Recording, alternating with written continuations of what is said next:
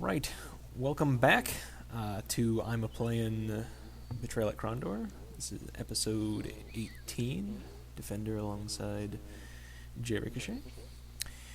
Just as a recap, we are coming out of Sloop.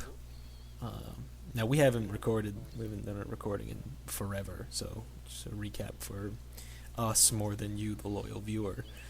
But we're coming out of Sloop. We just got plagued going into Sloop, and then we sailed on a boat to get out to a priestess that looked like, David Bowie, a cross-dressing David Bowie. Then we got cured, and then we're back. Now, we really didn't even need to stop in at Sloop. Our goal is to get to... What are those? Yes, these are Rusalki. It seems like kind of Cold War era-esque.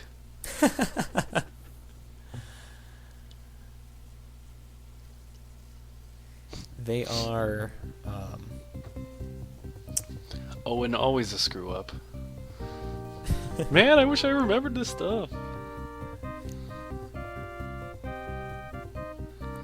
Yeah, so there was a quest that we got from David Bowie to kill 15 Rusalki. And if we did that, then we would get a reward of having this be cured. Every time we go back, we'd be healed. But we never really go back, so we're not gonna do the quest. But so Gorath has that awesome sword. Jeez. So I'm really... These guys are pretty hardcore. I know. I'm like...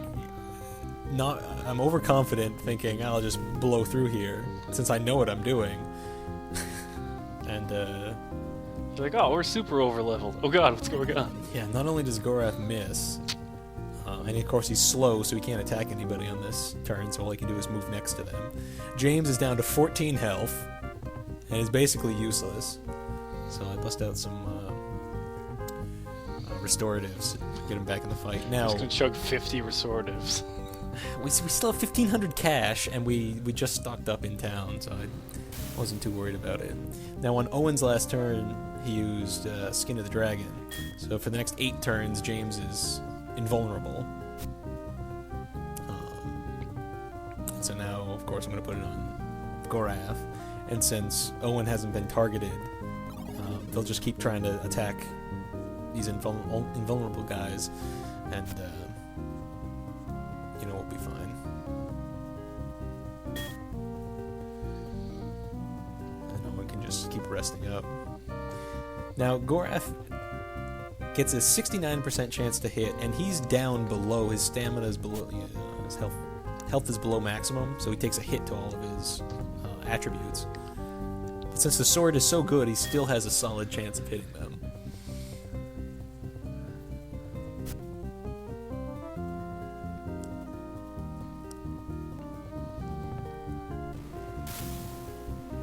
Did you just get frozen?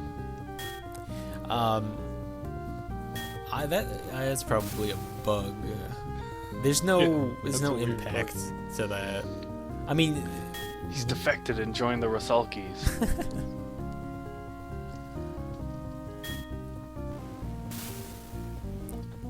yeah, it ends up being a long fight, but I think we only fight them one time, so I just left it in the full fight. I could have put some yakety sacks over this, but... So now, since Owen is up at full health, I have use the Gift of Sung, which transfers hit points between characters to bring Gorath back up over his minimum. You'll see that both characters have lost their Skin of the Dragon, but as long as you're standing next to the Rusalki, they won't use their magic attack. And since James is fast enough, he can keep pace with them.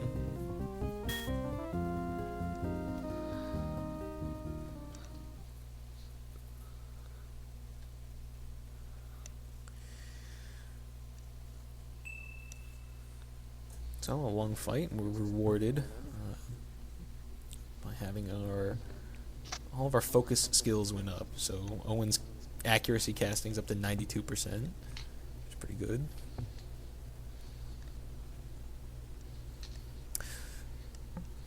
So the Rusalki are, they said they're restless spirits of drowned girls that come back to the body of water where they died. Now this quest calls for killing 15 Rusalki. It's a lot of drowned girls, first of all. And interestingly, in Slavic mythology, there's a creature called a Rusalka, which is a water demon. So presumably that's where the name came from.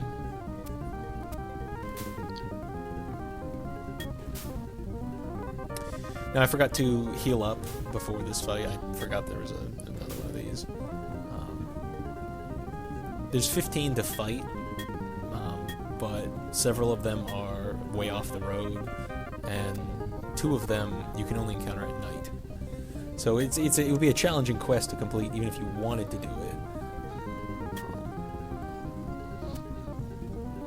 Is there hints to this anywhere? That, like, oh, you can only meet these guys at night? Or that's something you just figure out by wandering for hours? I'm sure. I feel like there's somebody that says something about how it might be dangerous to be walking around at night. But, you know, it's an old game, so it's the same kind of thing. Yeah. You gotta, try to find clues in everything. And write down every line you read, because there's probably a hint in it. So, Gorath's strength went up. Strength is straight how you do more damage. And it's a counter every time you successfully make contact with a sword swing or a regular attack. Then after, I don't know how many, some certain number, then your strength will go up. So you can't really... I told you that their health goes up after every 30 days of game time. So if you had a lot of money and you wanted to burn a lot of rations, you could slowly increase the health.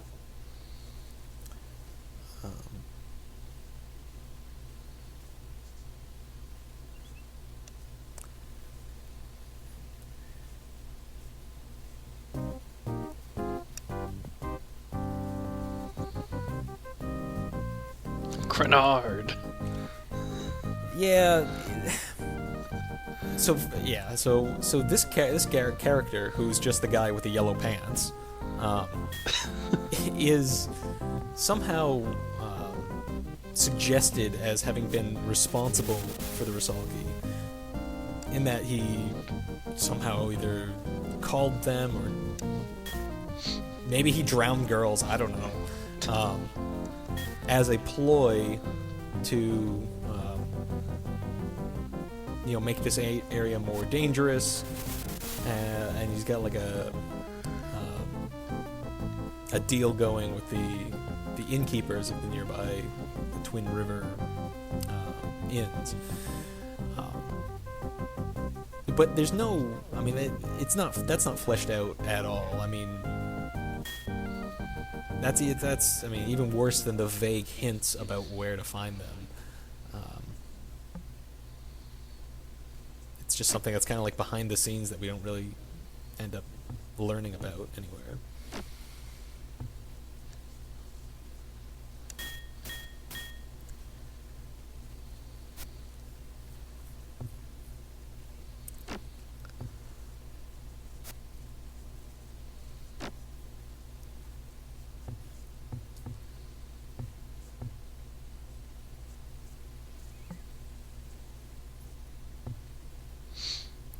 Then we finally loot Krondor's body, and just has a brooch on him. No note, no explanation, just that line of dialogue prior to the fight.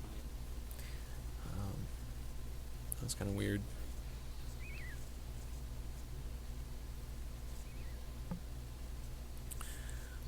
Hopefully this guy that you have an arrangement with isn't angry that you killed his mercenary. So another gambler, so again we could do the same bet until we lose, and when we lose, bard for money.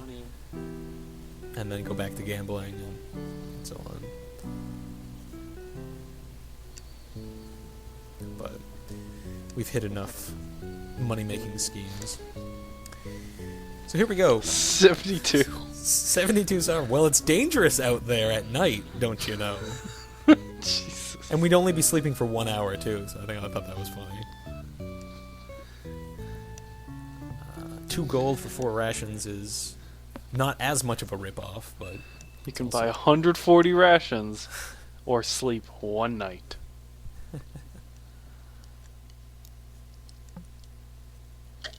Down the road, there's another inn. It took us an hour to walk there, and so it's closed. Inns are only open from noon until sunrise. Here it is. I clicked through it pretty quickly. But the innkeeper here... That's a much better deal. Well, right, but the innkeeper here, because this is the River Pilot's Folly, this is what Krondor mentioned. And when you go to go sleep, the innkeeper says, hey, it's, don't you know it's dangerous out there?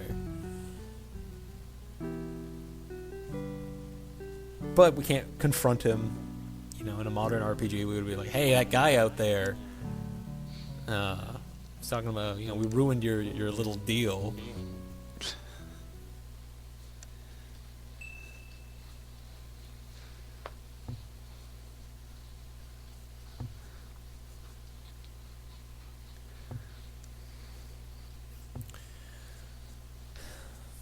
So we'll leave that well enough alone. I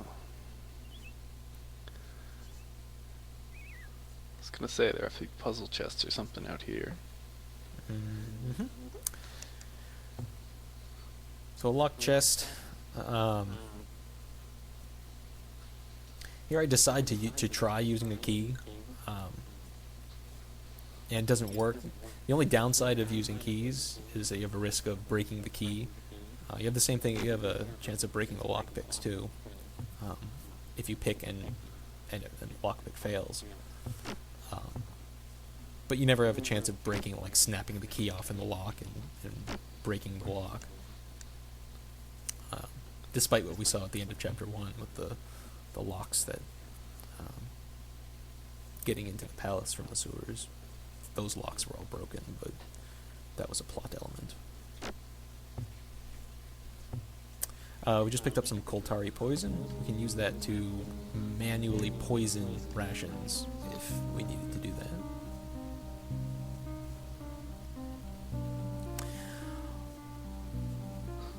Alright, puzzle chest. I went through and added up your successes and failures. And I think starting in the next episode, I'll display them on screen as an incentive for you to do better. You are 9 for 30. Please. Bard. There you go. There, make it 10 for 31. But I really think having the letters on screen... I'll probably keep 2 counters, because you were 3 for 6 on the one episode that I did have it on here. And then, whatever, it would have been 6 for 24. Yeah, it's a little hard to do without writing it down.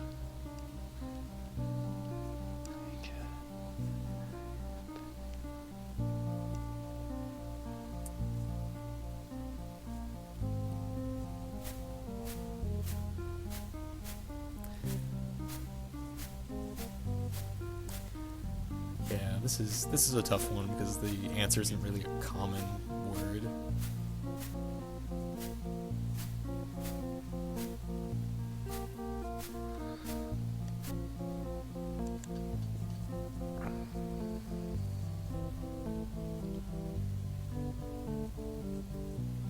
Crooked as a snake's hiss.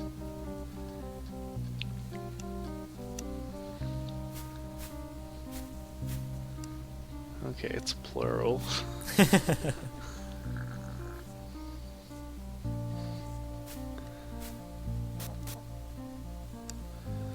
Alright. Like a briar patch. Yeah. It's a tough one, but The fact that one hint was you won't guess this was kind of terrible. Well, I think I don't know, just to make it rhyme maybe. But fortunately, there's nothing of tremendous value. 40 bucks.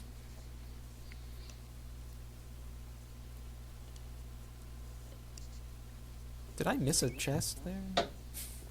There was 3. We only did 2. Unless the other one was unlocked. Oh no, the other one was a pick one.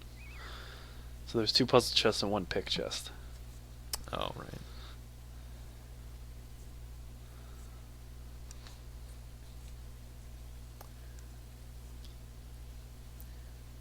Buck Roush. Selling knickknacks. And trout with basil. Look, and we could purchase some rations. So he's selling 7 for 3.8. Ah, we haggle him down to 3.7. Such a steal.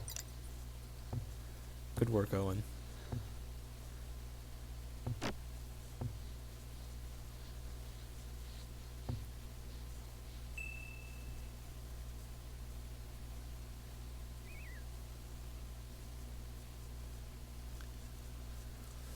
So, of course, we're on our way to Romney.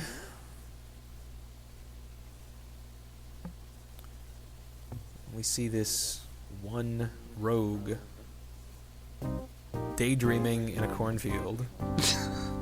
Obviously, we have to attack him. And shoot him with poison, because we're assholes. Let's hope we don't miss and hit one of the crops.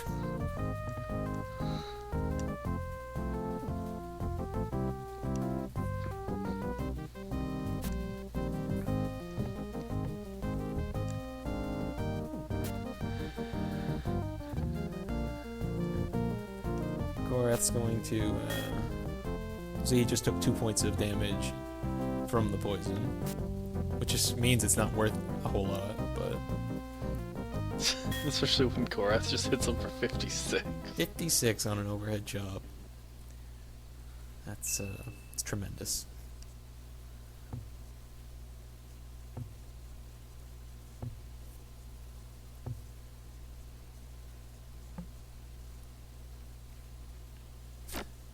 He's got 11 rations on him. That's quite a few. So you might as well camp him. Yeah, I have it's a terrible habit of mine to forget that my characters are all injured after a fight. I mean, because again, I'd be used to, RPGs that have like a health bar on, on that little globe at the bottom.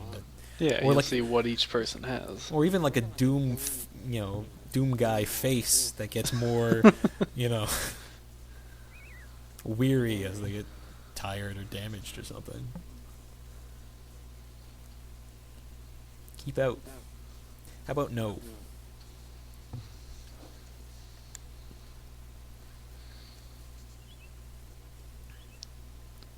So this, obviously a very nice piece of property. It's got its own cornfield. It's set back from the road.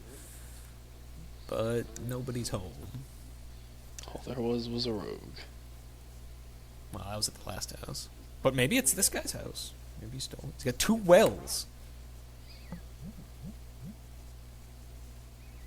It's a good deal. I don't have 2 wells. Obviously a very important person.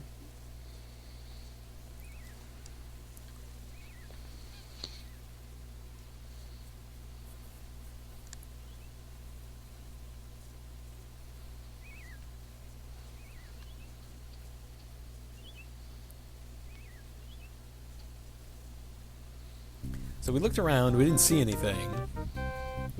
We found someone's ghost.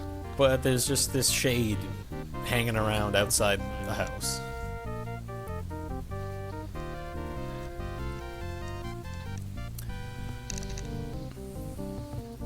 Remember, I think this is the same creature that when we dig up the wrong grave. I think that's what we get. I think that's what we find.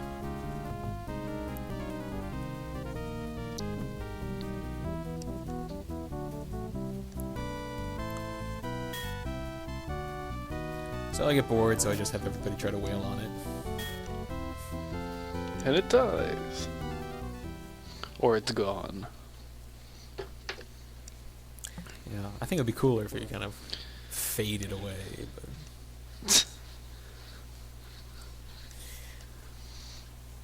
Okay, so now we've got a man offering the services of Madame Hafra.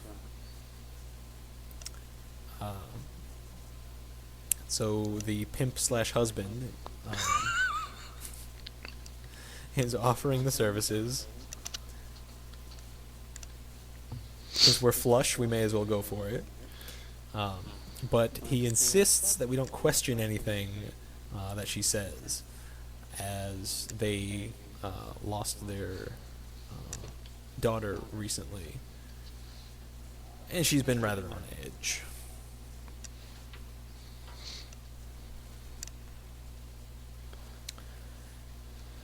Rumors, future, or the dead. So let's talk about the dead. And got nothing. No, on second thought, maybe I can't speak of that. The future? Dead man's key. Open the doors, which cannot be seen. Those who bow beneath the 7-rayed star. Yeah, right? I'm guessing there's a 7-rayed star inside the no, church that was houses. A crazy mishmash of randomness. Okay, well I figured we might be able to make sense out of it. Yes, I'm sure you go to palm readers and tarot card readers all the time. No, because I know what happens in this world. I don't know what happens in the game world.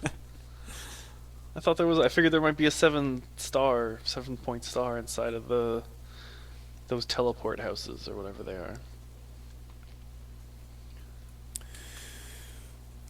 So anyway, when she Finished doesn't, with the Rasulki. yeah, it doesn't go over well.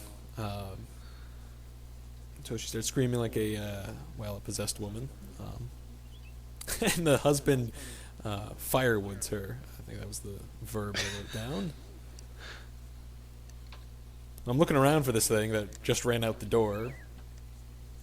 And because Gorath's scouting skill is so high, he noticed that a bird got disturbed, which is the sign to bookmark. Then our stealth increased because we avoid this ambush of this ghost that we're looking for. And finally it hits us.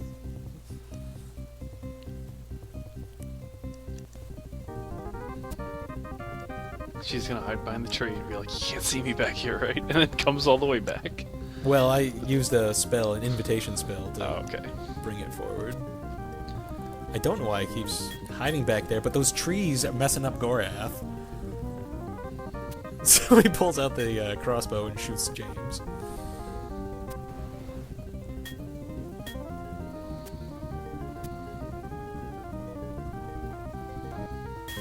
It did, Rusalki actually did a melee attack in there, which is very rare. Hooray! James's strength went up. It's still 17 to Gorath's 29, but improvement is still improvement.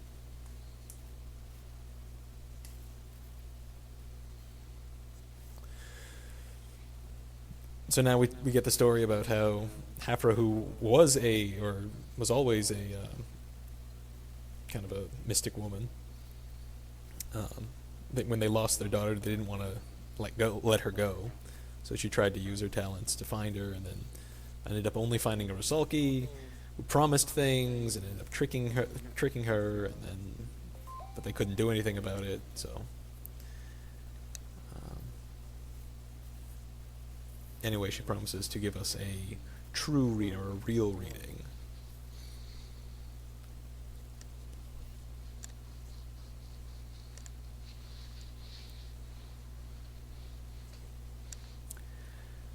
And we are seeking somebody who hides in many guises.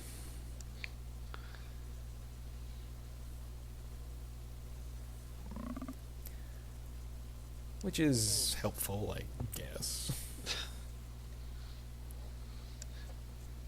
least we can be more confident about that than the mishmash jumble about keys and stars and whatnot.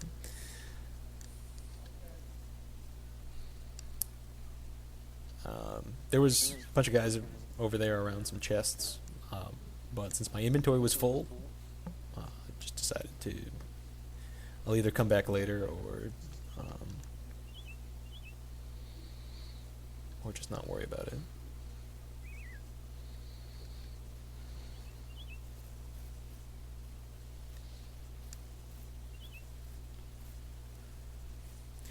Sorry, yeah. So we actually had started from Silden. I always mess up the names of Sloop and Silden.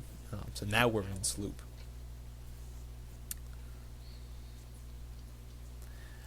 And so this is interesting. This is a home builder. Guy that builds houses. You know? Doesn't have any bearing on anything else. I believe he's the only home builder on the planet. At least the only one that we find. So he is a rich man. Yeah, he's got job security there. So we picked up a couple of gems throughout this episode, and I saved them for now, rather than say selling them in Silden or at the inns, because this shop gives a little bit better value for it. Again, not that it really matters. I mean, I'm sitting over $2,000 of gold, with a good haggling skill on top of that. So,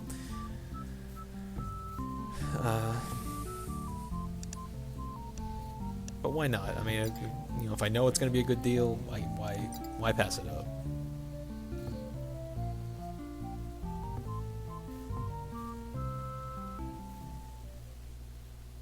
Specialized stores like that, usually good places to sell items and not quite as good to buy them.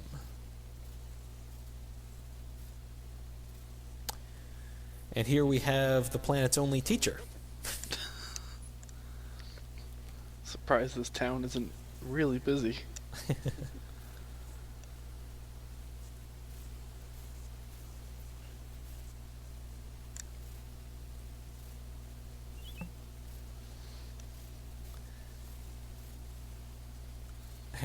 An abandoned house that looks that's got 127 cash in it. Feels more like we're looting somebody's house than finding a few spare coins underneath the old floorboards or whatever.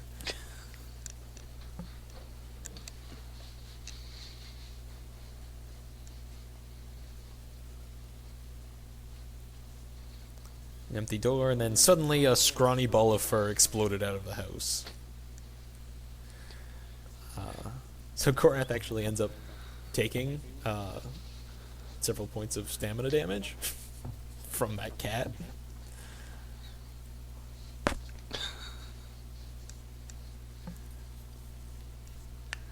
I have not tested it sufficiently to find out whether it'll kill him or not if he's low enough health.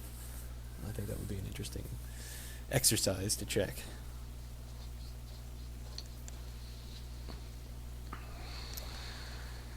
This guy in town is selling just random garbage, but James does notice this medallion with a Nighthawk emblem on them. He's relieved when you can't sell his item? That's weird.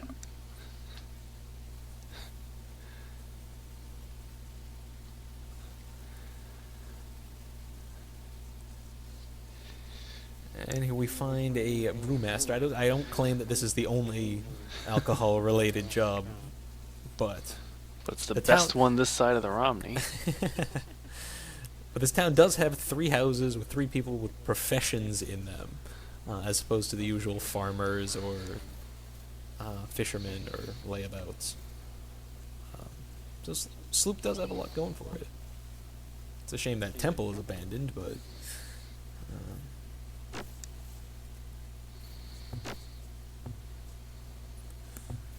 another buried ruby. We found one earlier at the beginning of this episode, just in a hole by the side of the road. It's a nice little ruby.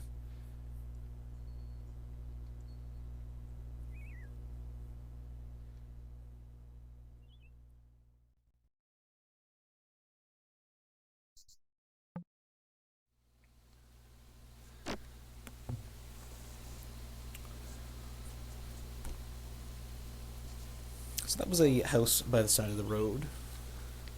Not Never- in either city. I would kind of think that, if you want somebody that lives kind of out in the woods, they would live out in the woods and not next to the road. Well, I mean, back in these times, next to the road was out in the woods. Yeah. Or, I Also, mean, he's right by the river, so, you've got that.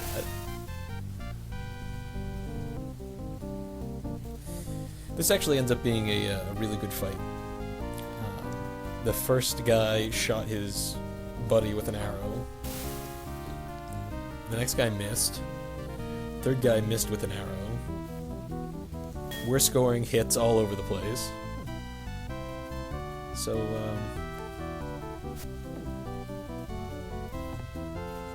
yeah, I'd say this is really working out.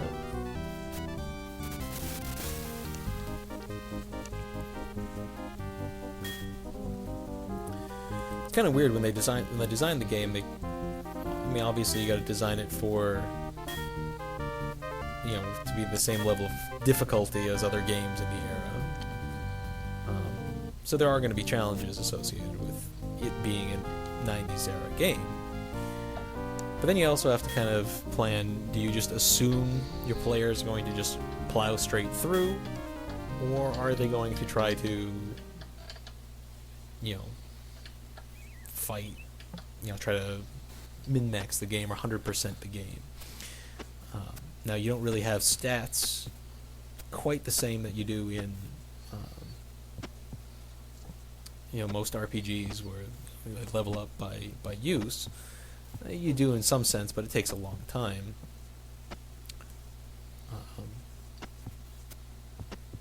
Really, the key here is around the equipment.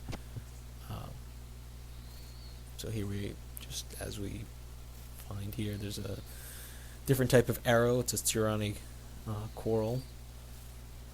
Tyranny's the other type of the other race that came across through the rift between this world and the other world, and the first whole set of books around this, from Feist was about the Rift War, where the Tyranny were at war. They were invading.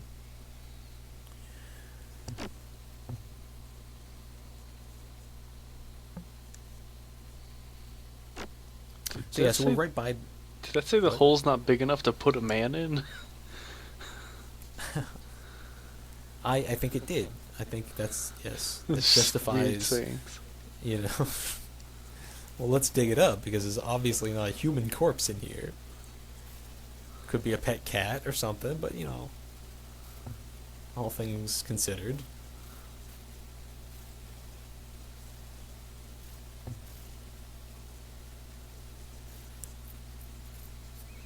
So we end up being, since we're by the river, we know we're pretty close to Romney now. On our way there, there's a house at the end of the road. Very strange, something about this house. Barely remembered knocking.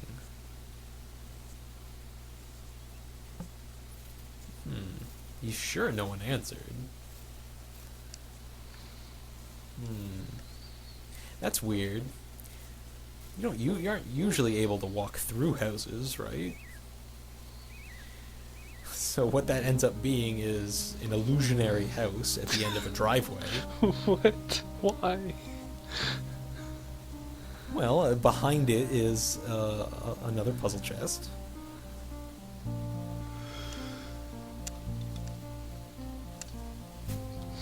Here you go. They go up white, they come down yellow and white.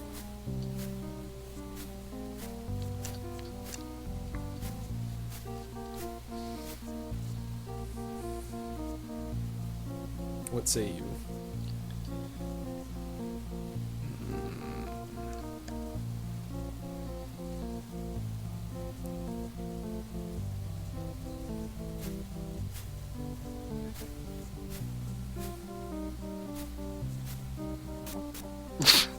Yes, eggs. I maybe if you throw them indoors, pretty sure you can throw an egg up in the air and it still comes down white.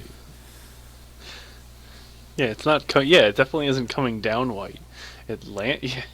Yeah, if you throw it indoors, it'll come down yellow and white. But So another new weapon, a rapier, with a level 3 blessing on it, which is quite solid. Um, so we definitely hang on to that. That's going to be an upgrade for James. It's not good with the overhand slash, but while the two-handed broadsword does 8 plus strength and 10 for accuracy, the rapier is 25 plus strength and 20 plus skill for accuracy. So it's quite a bit better, does a lot more damage, and about 10 percentage points better with the accuracy. So that's a good deal. We found 100 cash in the chest, which is also pretty good. And a new scroll, the Fetters of Rhyme. This is a phenomenal spell. It's up there with Flamecast and Skyfire. So it's in the kind of primary attack category. So I think we'll see that next episode. Yeah, great spell. But I mean, what are the odds of seeing that house and then knowing, oh, let me look around it? Hasn't really been something we've seen before. yeah, illusionary houses. Who sees that coming? Well, I mean, the text around it is obviously very confusing. You know something's up. James is all disoriented about knocking on the door.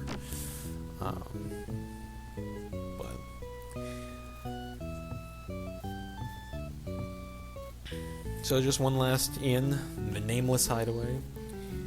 A little bit of cash on in the barding. They wouldn't accept the sword. They didn't have a use for a sword, which I feel weird in this world that any place would say, you know what, we don't need a sword. I feel like there's lots of banditry and who doesn't need a sword? I would buy a sword. I'd love to have a sword. Maybe not for gold. I don't have any gold. But. And here we are. So we have finally made the trek from Krondor in the bottom left all the way up to Romney. So we could continue on to the north. It brings us to Prankstone and the other ones. There's a guy off in the distance, but we're not going to bother with him. But we try to head in and get blocked by this magnificent specimen of a man with his non-matching beard and hair. Hey, I've seen that in the real world, so... But usually it's like gray and black, not black and brown. Black and brown. Yeah, that's a good point. It was the shadow. So, we're told by Mitchell Waylander that we need a Clazer's Guild Seal to get in. Fortunately, we have one. The River Pullers Guild had an there was an uprising, and they killed the local constabulary. Constabulary. They must have gotten stabbed. They're the constabulary. So the Lord, or the Duke, asked Mitchell to step in and kind of take charge of the town. The Duke called on the King to send some men to enforce, to be the new police. So they'll be in the town. This is the best music of the game. This is pretty good music. I hope you enjoy that. Mouse dancing around, I do enjoy it. The well just ends up being water. There's a house on the side here, which is a town meeting Fortunately, we just stumbled into that at the right time. So the Duke of Romney is, having a meeting with the guild leaders from the town. So apparently the River Pullers Guild leader was assassinated, and nobody knows who did it. The Ironmongers Guild didn't show up to the meeting, and everyone's suspicious about that.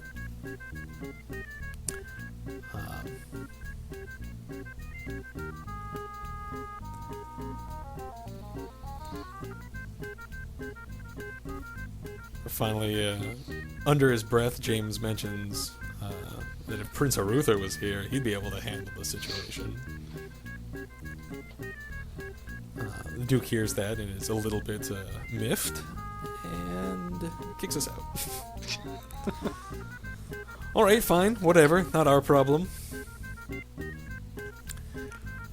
The town shop has a repair station and a pretty nice shop there. Some Ulilico armor. I've never actually worn a set of this. It was always either too expensive for me, or by the time I could afford it, I already had better stuff. Like you ever see Grey Tower plate? It's even better. I don't opt to buy it now, just because I'm already pretty well overpowered. I don't think it's necessary. I was about to sell those things and just put some prices up there so we can check them next episode, but you'll see next episode why I didn't sell anything this time. Stepping into the tavern. This is even better music. This town's great. The tragedy of the loot broken in the corner. That's the big downside. That minor key for all those murders in this room.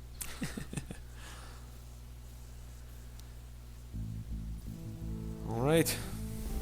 So next time, we will watch Chapter 3.